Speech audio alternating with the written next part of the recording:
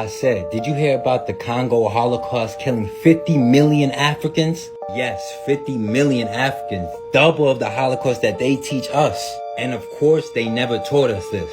Viewer discretion is advised because I'm going to show you a lot of real graphic photos, but I got to show light on the truth on what's going on and what happened to our people. Just so you know, the definition of a Holocaust is just a destruction or slaughter on a mass scale. Let's take it back to 1884 at the Berlin Conference. European nations, including America, tried to scramble for different parts of Africa. And of course, the African nation was not there. After this conference, murderer Leopold II gained control over Congo. This is after he manipulated 500 of the native chiefs to sign certain contracts, confusing them because they don't speak the same dialect. This granted him access to full control of the Congo, claiming that he was gonna bring modern technology and advance the Congo, which was all a fucking cap.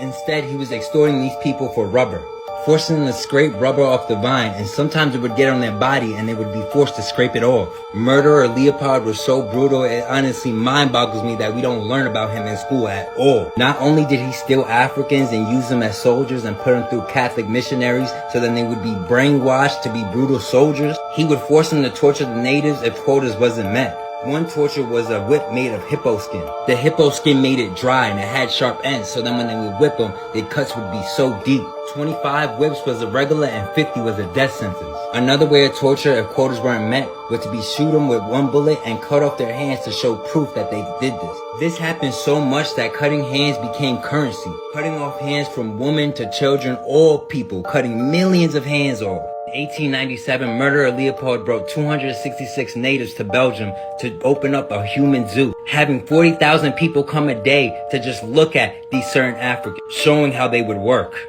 At the end of this Holocaust, it was estimated to 10 to 50 million deaths. Of course, it varied because they were not keeping track. They obviously did not give a fuck to keep a track. So who knows, it could be even more.